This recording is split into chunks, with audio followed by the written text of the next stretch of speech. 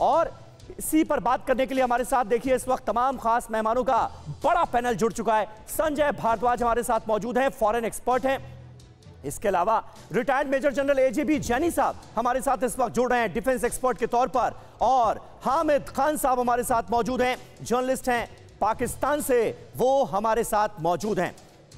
संजय जी, सबसे पहले मैं आपके पास आऊंगा।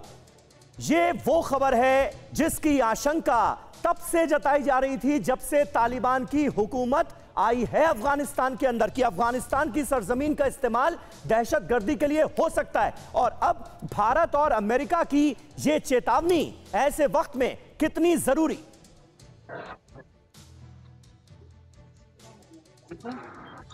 निश्चित रूप से देखिए, ये आभास पहले से ही था। बिल्कुल। जिस तरीके से तालिबान ने अफगानिस्तान में टेक ओवर किया है और पाकिस्तान जिस तरीके का सेलिब्रेशन कर रहा है और तालिबान को एक प्रॉक्सी के रूप में यूज करना चाह रहा है, तो इस बात से, इस खतरे से न केवल भारत, अमेरिका भी इस बात से सतर्क है।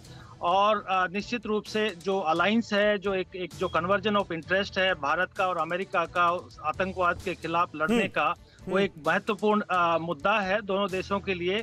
और हमको इसके लिए मजबूत होने की जरूरत है। हमने पहले भी अमेरिका के साथ में फाउंडेशनल एग्रीमेंट्स किए हुए हैं, हर क्षेत्र में एग्रीमेंट्स किया हुआ है। लेकिन मैं एक बात और आपसे कहना चाहता हूं कि देखिए, ये जो पाकिस्तान के जो नापाक इरादे हैं वो खाली तालिबान तक स्थिर नहीं है। हाँ। चाइना के साथ मिलकर जिस तरीके का दक्षिणी एशिया में एक आर्म्स मार्केट वो डेवलप करना चाहते हैं, जैसे अभी म्यांमार के साथ में आपने देखा कि जिस तरीके का एक डील जो चाइना कर रहा है और पाकिस्तान और म्यांमार को इन्वॉल्व कर रहा है, मिलिट्री यूनिटा को इन्वॉल्व कर रहा है, ये एक बड़े खतरे की तरफ संकेत कर रहा है कि सही बात है, एक बड़े खतरे का संकेत है। लेकिन भारत के लिए कितना बड़ा खतरा है, एजीबी जैनी साहब, अगर आप बता सके।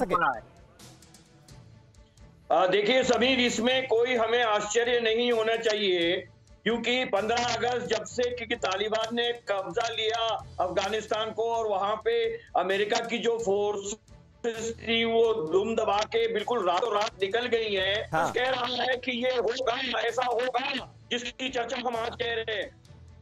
तो ये अमेरिका की ये इंटेलिजेंस रिपोर्ट कि जी वार्निंग आ रही है और हमको इसके ऊपर नजर रखनी है और वो शेल्टर ना दे और वो अफगानिस्तान की सरजमीन को तालिबान के लिए ना इस्तेमाल करे, टेररिज्म के लिए ना, ये कोई नई बात नहीं है। भारतवर्ष के इंटेलिजेंस वालों ने 15 अगस्त को क्या उससे पहले ही बता दिया था कि ऐसा होगा अभी। और पाकिस्तान के पास में और चाह ही क्या है, ऐसा भिखमंगा देश जो कटोरा लिए दुनिया में घूम रहा है, उसकी खुद की अंदरूनी हालत बिल्कुल टेररिस्ट स्टेट, फेल्ड स्टेट, बिल्कुल तालिबान बोलिए, रोगिस्तान बोलिए, या बिल्कुल सही आप जैनी साहब कर रहे हैं। एक कमेंट जल्दी से हामिद साहब आपसे चाहूंगा, क्योंकि अमेरिका और भारत की ये जो ज्वाइंट वार्निंग है, अगर इसको आप देखेंगे तो साफ तौर पर जिक्र किया गया है जैश-ए मोहम्मद नाम के आतंकी संगठन का, लश्कर का, वो आतंकी संगठन जिसकी जड़ें आपके मुल्क में हैं। तो मैसेज तो आप समीर, देखिए बात ये है कि आप जिस अमेरिका और भारत की बात कर रहे हैं वो बुरी तरह मार खाकर अफगानिस्तान से भागे हैं।